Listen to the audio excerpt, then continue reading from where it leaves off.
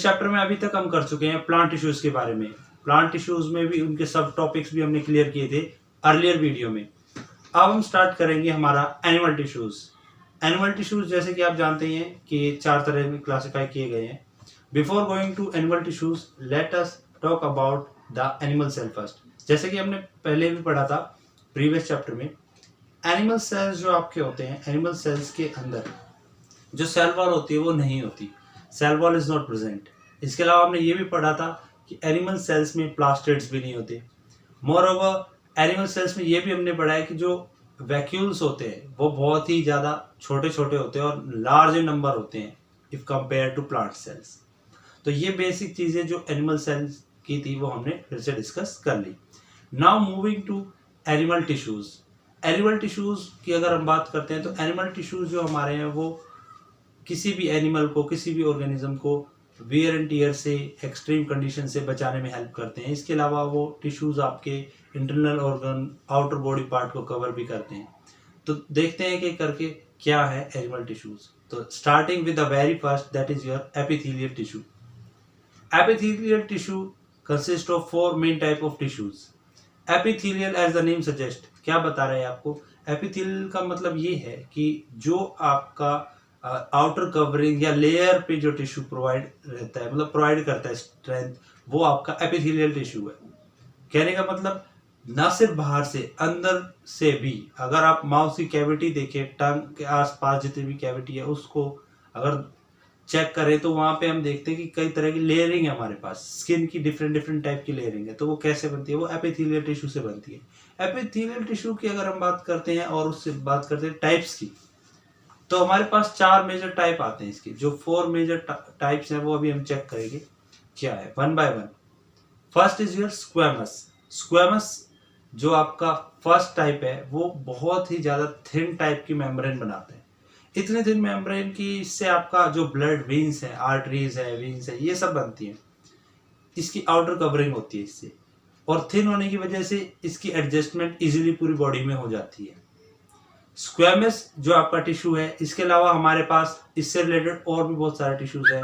Let us name them one by one.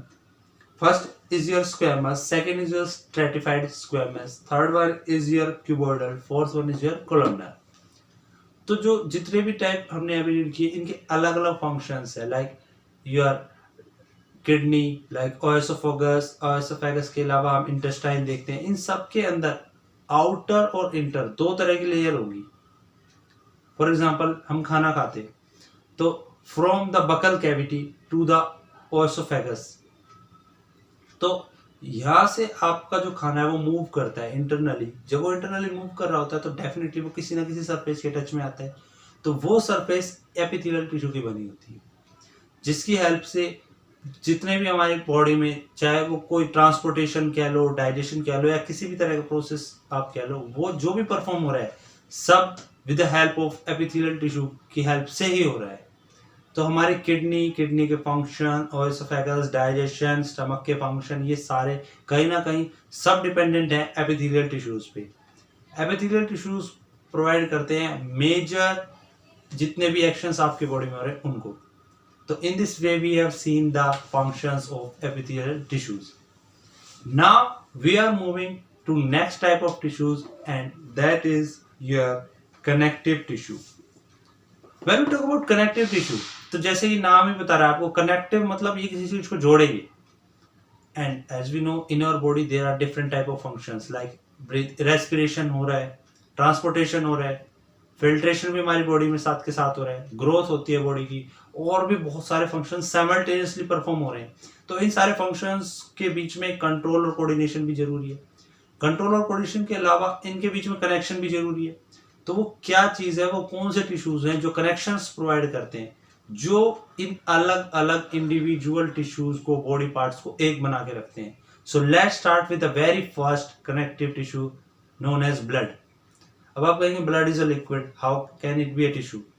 Blood is definitely a tissue and blood is known as connective tissue because blood is running all over the body. It having a plasma matrix. अब उस matrix के अंदर क्या क्या होगा आपका? उसके अंदर आपके रेड ब्लड सेल्स होंगे, व्हाइट ब्लड सेल्स होंगे, अब रेड ब्लड सेल और व्हाइट ब्लड सेल को जिंदा रखने के लिए उस प्लाज्मा के अंदर क्या क्या होगा, उसके अंदर प्रोटीन्स होंगे आपके जो उसको जिंदा रखने में मदद करेंगे। उसके अलावा उसमें मैट्रिक्स के अंदर यानी प्लाज्मा के अंदर आपका हार्मोन्स भी फ्लो करते हैं।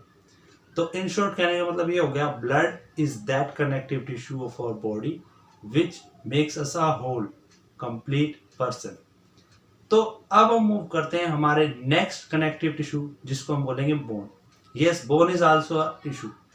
Why? Because bone is also made up of, you can say, calcium and phosphorus, and bone is providing you can say structural or a framework to the body to perform a definite function.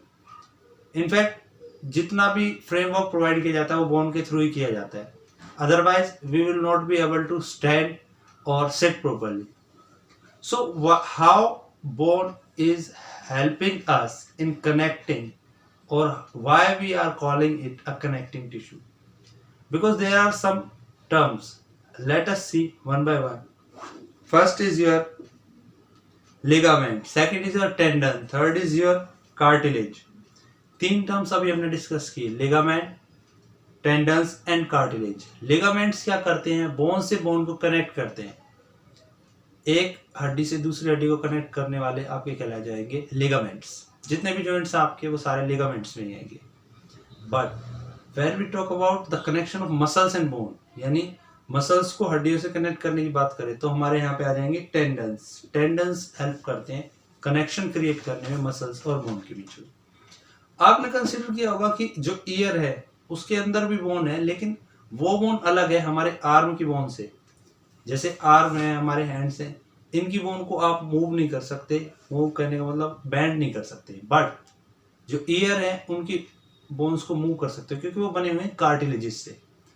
Cartilages से बनी हुई bones थोड़ी flexible होती है when we compare with the normal bones. तो उनकी flexibility की वजह से we can fold, we can move our years.